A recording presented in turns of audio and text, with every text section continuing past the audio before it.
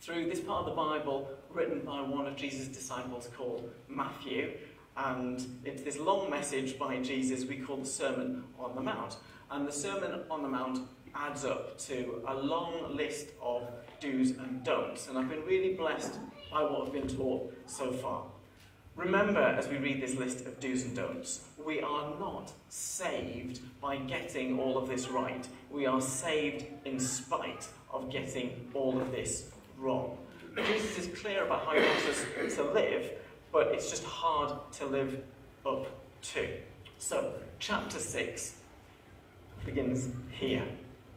Beware of practicing your righteousness before other people in order to be seen by them, for then you will have no reward from your Father who is in heaven. Thus, when you give to the needy, sound no trumpet before you, as the hypocrites do in the synagogues and in the streets, that they may be praised by others. Truly, I say to you, they have received their reward. But when you give to the needy, do not let your left hand know what your right hand is doing, so that your giving may be in secret, and your Father, who sees in secret, will reward you. Okay, deep breath, stay with me. I know this passage has mentioned giving.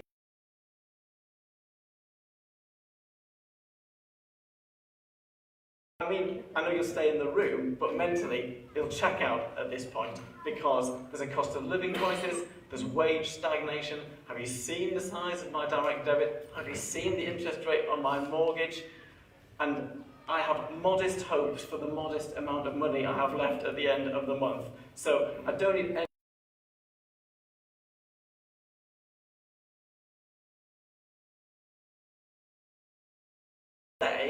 don't make a big deal, or at least don't make a public deal out of giving, because otherwise you're being a hypocrite in doing that. And I do not want to be that person who's being a hypocrite. I'm not coming at this from a position of strength, I'm coming at this from a position of weakness. If we're giving in secret, then nobody needs to know what I'm giving or not giving. Thank you very much. I have zoned out myself in talks like this. And if I'm being challenged on something and I really don't want to go there, what I do mentally is I go to preparing my Sunday dinner in minute detail. So, I think, well, I can peel the vegetables and I can feed the guinea pigs with the peelings while the oven's warming up, and then I can put the stuffing in the oven with the roast potatoes to start with, and then make the Yorkshires while they're getting started, and then I'll be able to make gravy with the water from the vegetables. So, if that's you, can I just encourage you, don't worry, I am not going to threaten you this morning. Let's go through this together, okay? It'll be okay, we'll get through it. I'm not going to tell you what to do, because I would be a hypocrite. I might make some suggestions, but I'm not preaching from a position of having this all right. Apologies as well, I normally do family services where I would normally be giving away some snacks and crisps. I really like to give out things in my services. I wasn't prepared for that this morning. No reason why I didn't. I should have done that. I love giving things out in the service, but I want you to remember this morning, above all else, God is the great giver. Before we think about giving anything to anyone, can we just realise it's God who is the great giver?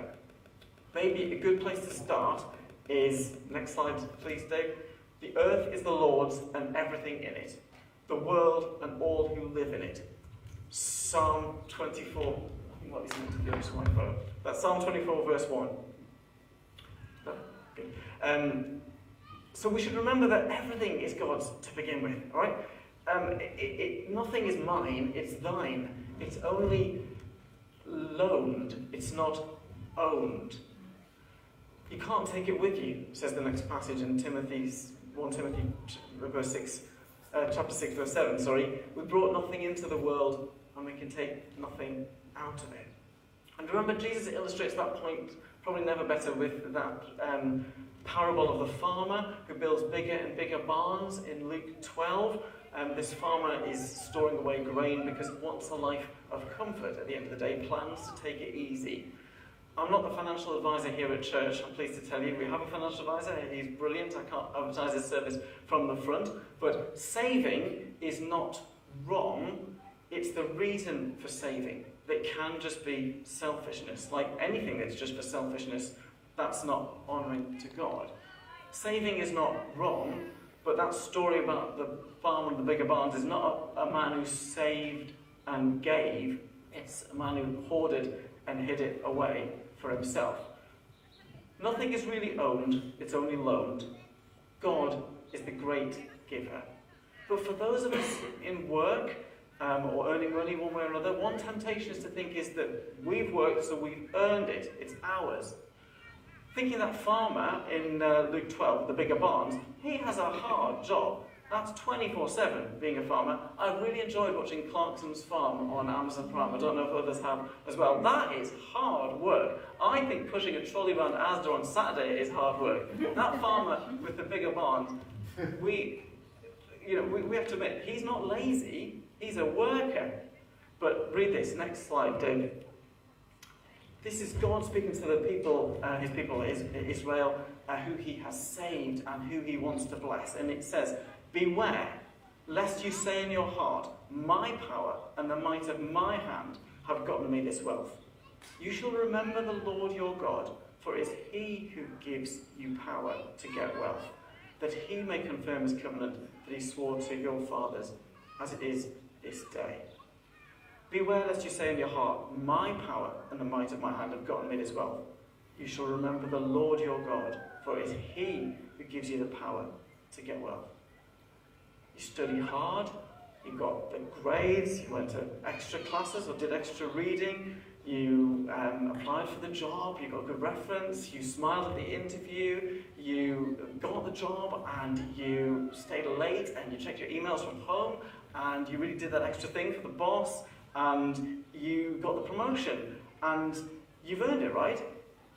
Well, not really, says this passage. If you managed it, you did it with the strength that God gave you. If you learned it with the brain God gave you. He earned it for you. You got it because he gave it. You had a friend in high places. You didn't so much achieve it as receive it. And we should have an attitude of gratitude, not of entitlement. Next slide. Every good and perfect gift is from above, coming down from the Heavenly Father of light, says James 1:17. Whatever good things we've got, they're a gift. Everything belongs to God. Nothing is really owned, it's just loaned. God is the great giver. That is the longest introduction to a talk I ever want to give, but I've actually only got 4 verses to preach from, so don't mentally start peeling the parsnips just yet, okay? Beware, so next slide. Today's passage, beware of practicing your righteousness before other people in order to be seen by them. For then you will have no reward from your Father who is in heaven. Beware of practicing your righteousness. Practicing righteousness is kind of assumed. Practicing righteousness is a given. So a lot of this long talk, the Sermon on the Mount, is Jesus building on a foundation that's already assumed. Not making next week's thunder, we'll be reading when you pray and when you fast. Those things are kind of assumed, presumed, before they are to be improved upon. So when you practice righteousness, like practicing righteousness is as easy as passing wind.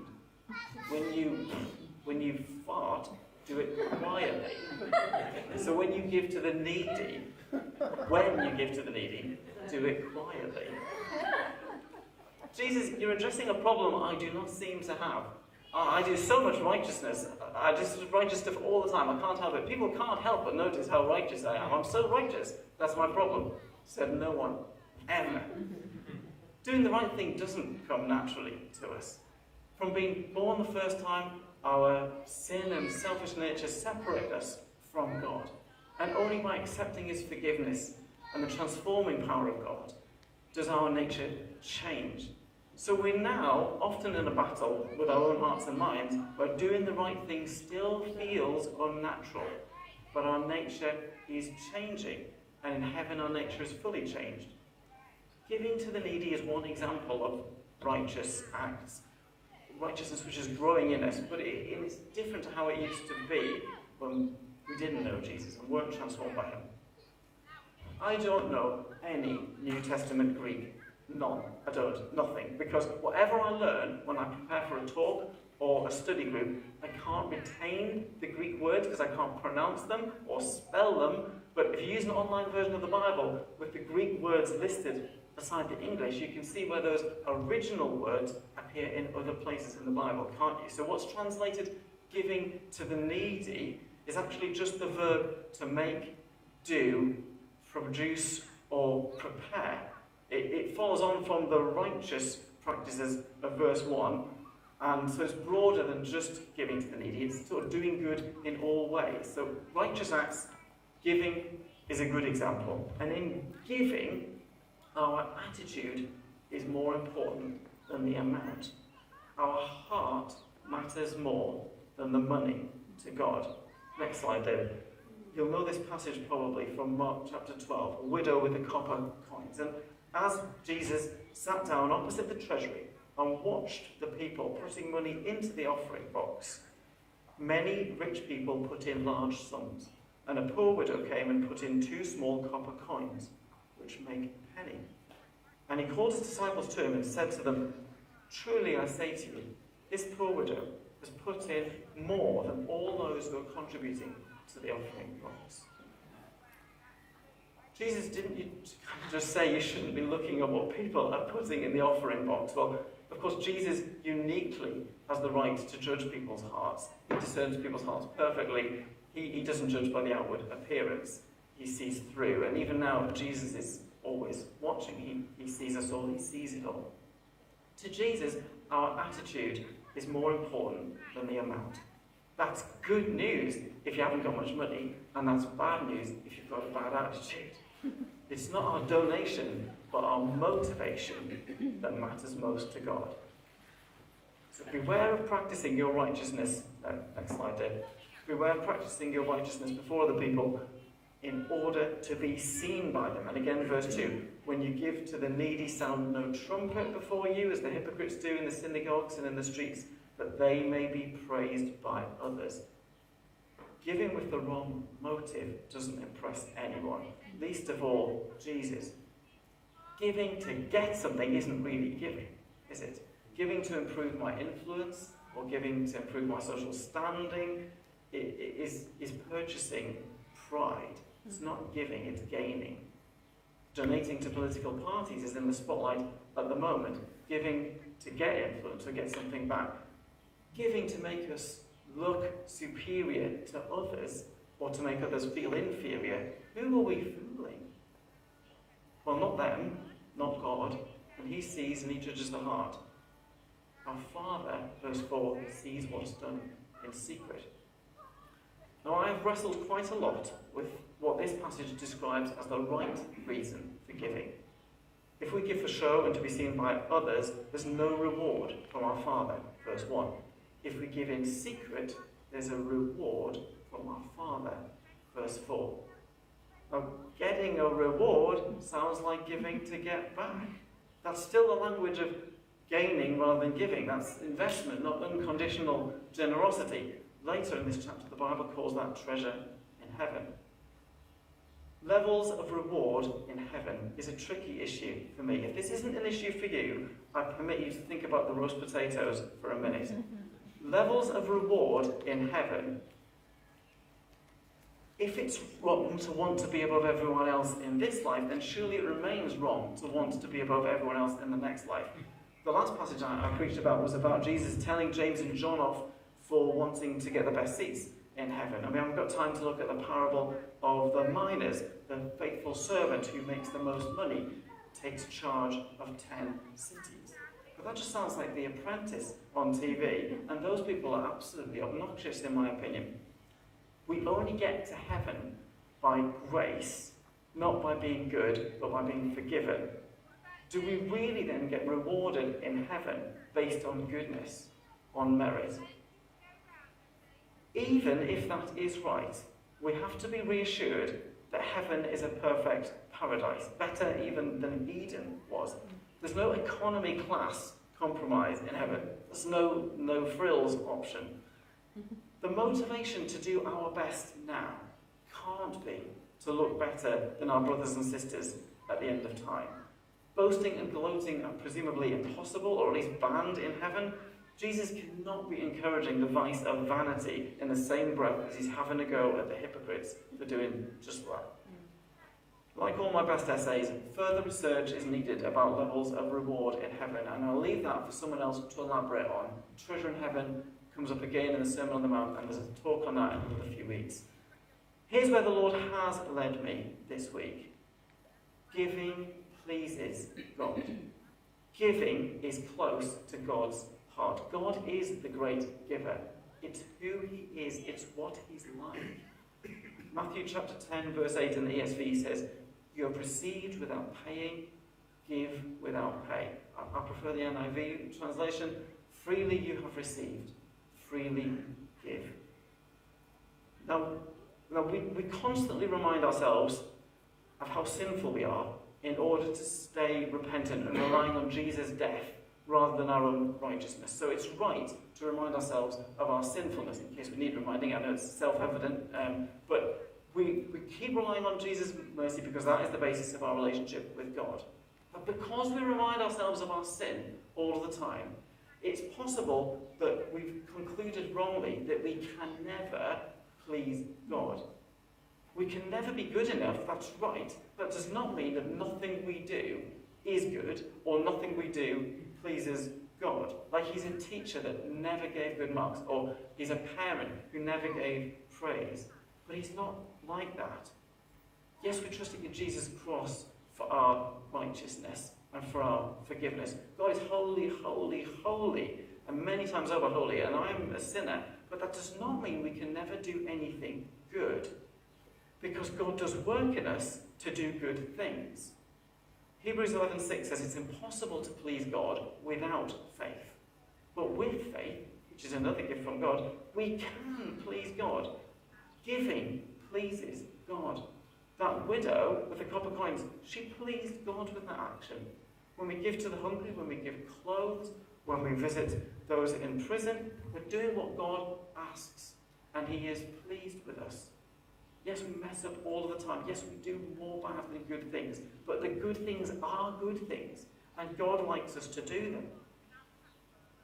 Our main motivation for giving is that it pleases God, and he likes it. I'm only labelling this point because I know genuinely humble and self-deprecating and repentant people might think that you can never please God because we're never good enough, but he loves you. He is pleased with you. When you do something right, he is your biggest cheerleader. God is the great giver. It's the attitude more than the amount. Giving pleases God. This is still really hard, I think. A former Vogue and Cosmopolitan columnist wrote, "We are all born brave, trusting, and greedy, and most of us remain greedy." Practically then, I think it might be helpful to consider 3 categories of giving. Giving to church, giving to other charities, and giving to individuals or families. So giving to the church. And I think it's helpful occasionally to have somebody who's not paid by the church saying this. Giving to the church is a biblical principle. The Old Testament, people had to give 10% of their income to God via the priests. It's not that 10% is God's and 90% is ours. Everything we have is God's. The earth is the Lord's and everything in it. If we want a life 100% devoted to God, then every penny we spend or save, we should want to spend it how God wants it to be spent or saved. Same with our time and our energy. 10% is a good start. It is not a law. May I suggest, start somewhere. If you're a follower of Jesus and this is your church, just start with a regular gift. If you've got a bank, it's much easier to do it electronically than use the box at the welcome desk. Ask them at the welcome desk if you want details. From nothing to £5 a month is an infinite increase. And every gift is in some way a sacrifice and a step in the right direction. The attitude is more important than the amount. Do feel free to ask the church about how the money is spent. The church's heart should be the same as our own. We want to be generous but not frivolous. We want to spend the money wisely but not meanly. We want to be frugal but full of faith. And we want to do things well but not extravagantly. Ministry costs money. We want to be a church which advances the kingdom of God and blesses people. Ministry costs money.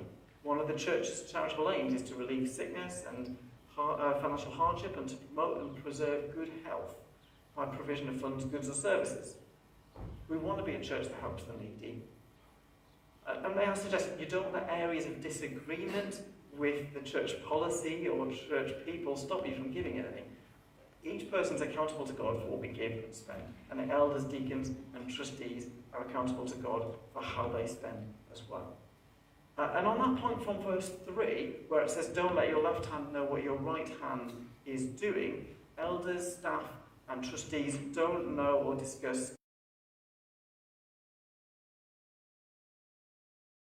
knows that. I work for the NHS, and the left hand not knowing what the right hand is doing is a just criticism of NHS deorganisation. But as a church, in the area of giving, we want to respect people's privacy and apply that biblical principle. Secondly, giving to other charities. There are so many needs in the world, and we can't meet them all. Do you remember even Jesus, when he had the expensive perfume poured on him, and he was accused of sort of wasting the money? Jesus said, you know, the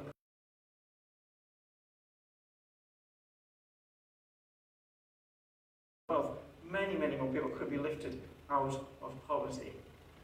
But giving something pleases God, even if we can't fix it all. There are 184,000 charities registered in the UK alone.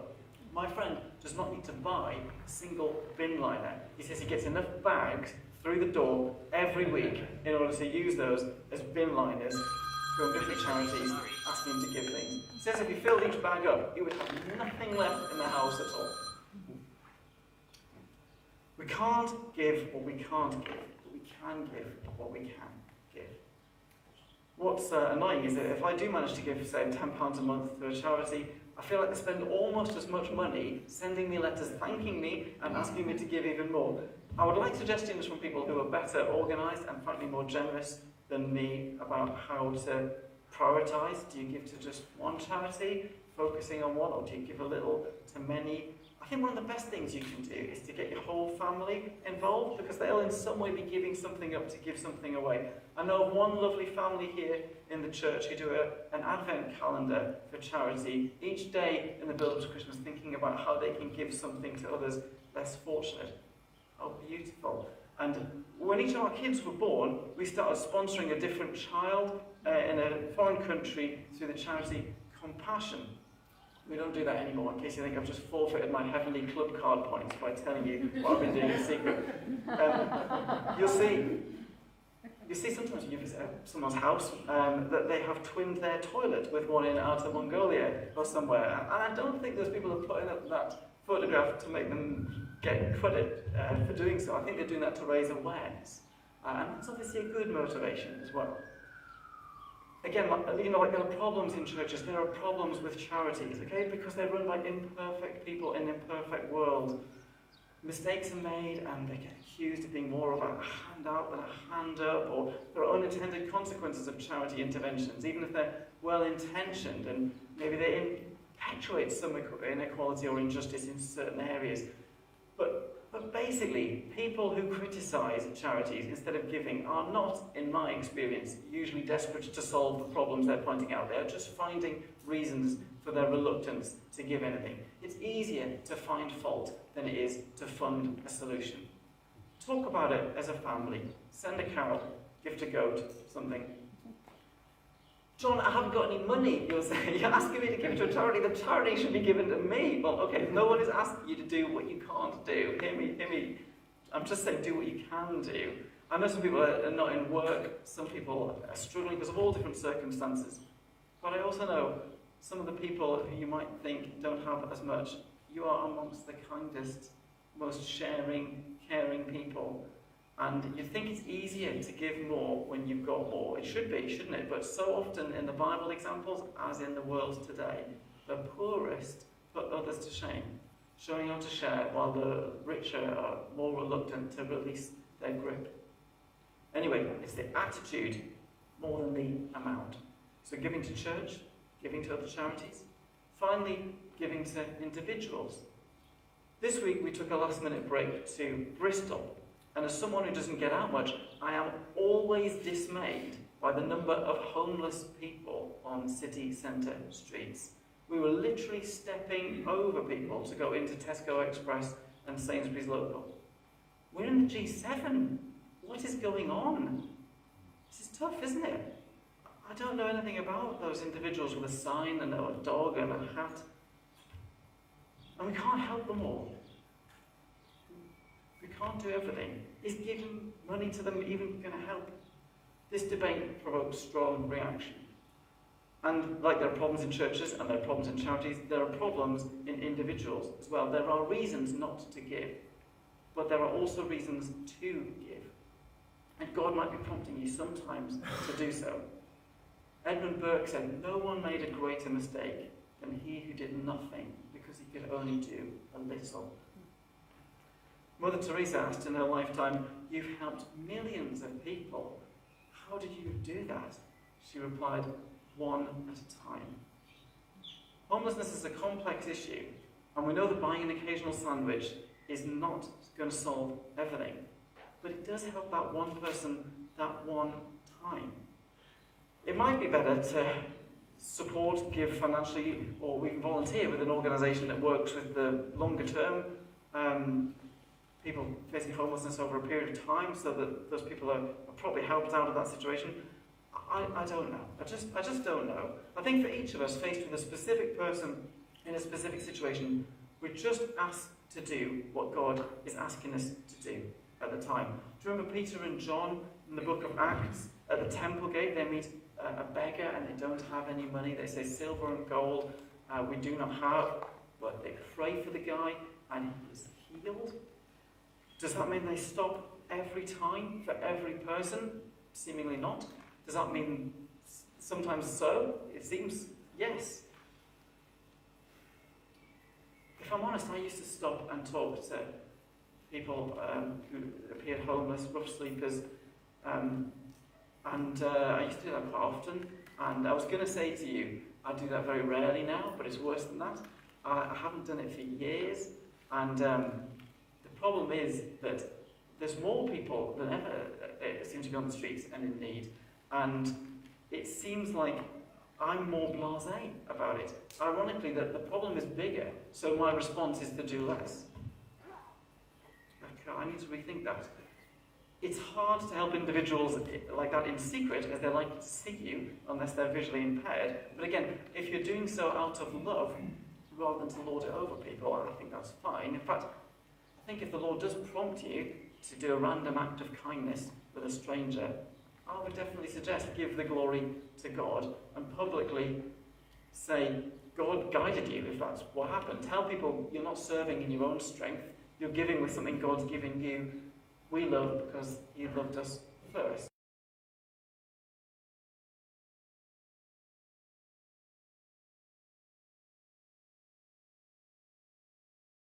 He said, and we gave them a lift home and the gospel, and we hope that they went back to a church that they'd said they'd once connected with and had experienced the love of God, and it was clear that God was pursuing this person. When we do something that God has prompted us to do, definitely give God the glory. When we gave out the gift bags from church around this estate, or selection boxes at Christmas on the green, or hot chocolate in town, or Easter eggs, or whatever, tell people this is a token of God's love for you. It's from Jesus because He loves you. Let's give God the glory. He believes in you. This is a little blessing. He wants to give you a big blessing. Giving as part of evangelism is giving to grow the kingdom of God. And with the right motivation, that should be public, I think, not private. Just 4 weeks ago, we heard this in the same bit of the Bible, next passage. In the same way, let your light shine before others, so that they may see your good works and give glory to your Father who is in heaven. So good works to glorify God are different from good works to glorify ourselves. How's your roast dinner? I mean, how blessed are we anyway to even have any sort of food to look forward to tonight or go home to? have a job and a house, and I worry about things like my kids' university fees. I have so much, but I worry about what I don't have. And I live under the same sky as people who are dying from needless wars, treatable diseases, 1 pence's worth of vitamin A deficiency, infected water. I can't reconcile it, actually. I know that my life, my discipleship, Jesus is in some way kind of contextual. What do I mean by that? In Britain in 2024, there's a welfare state, and even people who fall out of the safety net generally have things maybe easier than in first century Israel. But the needs of first century Israel were greater than our needs today. Perhaps it doesn't matter. The other way around, most of us have even more than, say, King Herod, to take the contemporary example, would have had at the time. Because even, say, Pontius Pilate, he didn't have central heating, running water, TV, the NHS, a bus pass. But relative poverty is still an issue, as is relative wealth. I can't do everything. I can do something. Next slide, please. 1 Timothy 6, verse 7 says, command those who are rich, thank you, in this present world, not to be arrogant, nor to put their hope in wealth, which is so uncertain, but to put their hope in God, who richly provides us with everything for our enjoyment. Command them to do good, to be rich in good deeds, and to be generous and willing to share. In this way, they will lay up treasure for themselves as a firm foundation for the coming age, so that they may take hold of the life that is truly life. Let's not be arrogant. We realize that nothing is owned, it's only loaned. And God is giving us everything that we have, that we shouldn't be arrogant. If we remember the bigger barns bloke, we shouldn't put our hope in wealth. We need to be content with what God richly provides for us. If our hope is in God, we can still have ambitions as long as they align with God's plans. And God does provide for our enjoyment, especially when we're not seeking it for ourselves. Do good, be rich in good deeds, be generous, be willing to share. Here's a really simple application from Luke chapter 14, verse 5. Next slide, please. When you give a dinner or a banquet, invite your friends or your brothers or your relatives or rich neighbours, lest they also invite you in return and you be repaid. But when you give a feast, invite the poor, the crippled, the lame, the blind, and you'll be blessed because they cannot repay you, for you will be repaid at the resurrection of the just. That word give in the first line is the same word as give to the needy in the Sermon on the Mount, when you give a dinner. Giving to the needy then, it might be giving time, hospitality, might be giving a lift if you have a car. In today's passage it said, when you give to the needy, sound no trumpet. Literally, no fanfare. But we're reminded here of the resurrection of Jesus. And at the resurrection of Jesus, there will be a fanfare. There is a trumpet we're waiting for when Jesus comes again. The time for giving is now, and the time for trumpets is later. I'm going to suggest a couple of practical things as a response. And I've got plenty of time to pray and respond in your own hearts. And the band will lead us in some songs. I'm going to suggest a couple of practical things.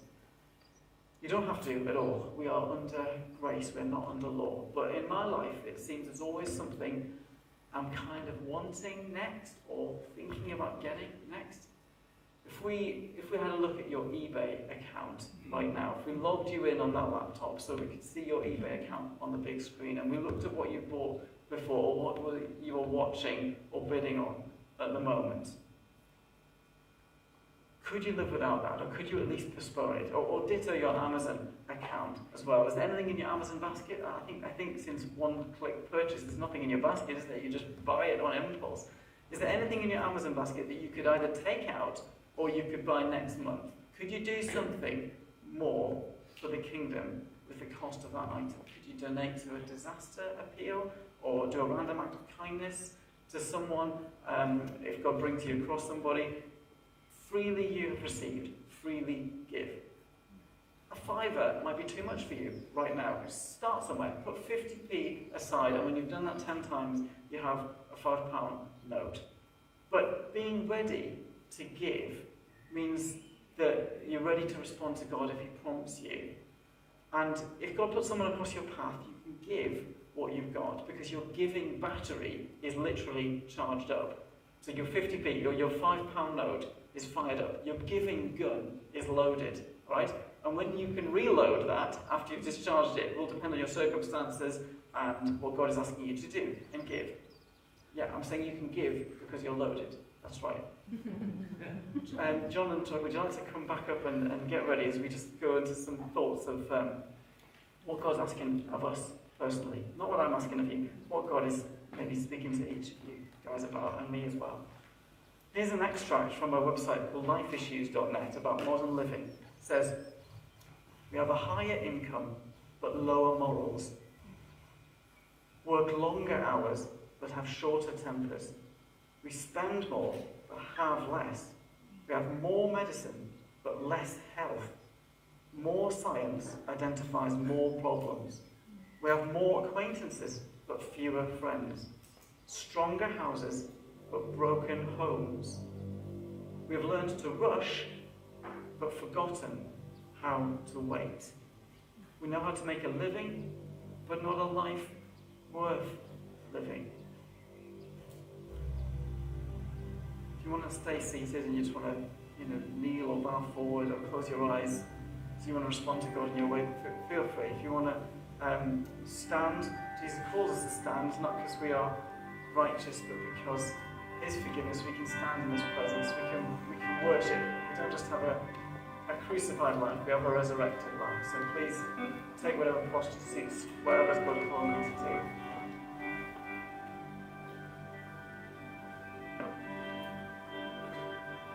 During this next time of worship, if you want to share with someone what God has said to you personally, to kind of confirm it, crystallize it, and just get some encouragement with it, or check, is this God, is this me? I don't know. Then hopefully a few other church staff or ministry team members will just gather at the back and put a lanyard on so you know they're an approved person to pray with you. And you can respond to them. And if you want to share something that you think would be helpful for the whole church to hear, then would you come and share that with Naomi here? And if it's the right time now to share it, we'll say it now. And if it's to keep for another time, we'll hear it another time.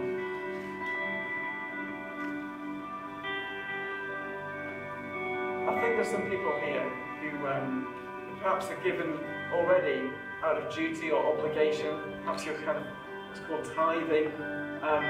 And you didn't realise that actually God is pleased and God is good and he's the good giver. And actually, if you've been giving reluctantly or with some difficulty, God just wants to encourage you. And he loves what you've done and he loves what you're doing. And I suspect there are some other people here, this is I love the Lord, who haven't thought about giving or have thought about it but have put it off because it seems either impossible because of finances, or that it's going to just be too costly because of the things you might have to cut back on. And just say to God whatever you want to say about that. Just listen to him. He loves you. He loves you just the same. And it's the attitude, it's not the amount. It really is.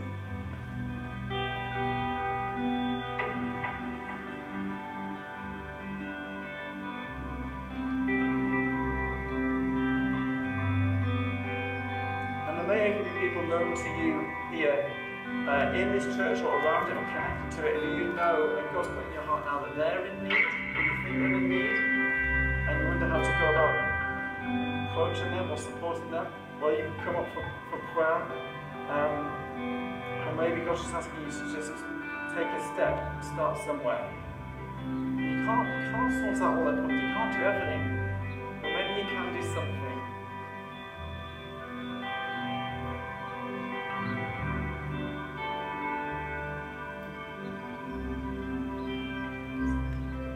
Definitely time for me to be quiet, but keep your hearts and ears open to what God is saying to you. Don't go home without responding to what he's saying. He's the good giver. He loves you.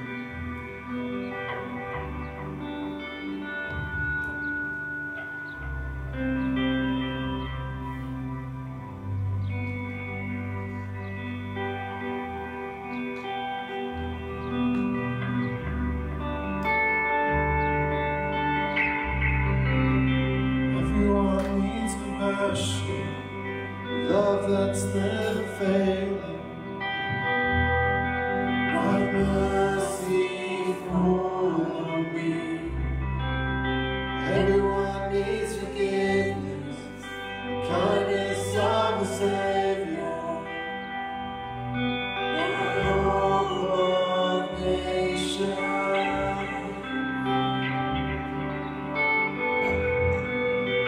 Everyone needs compassion.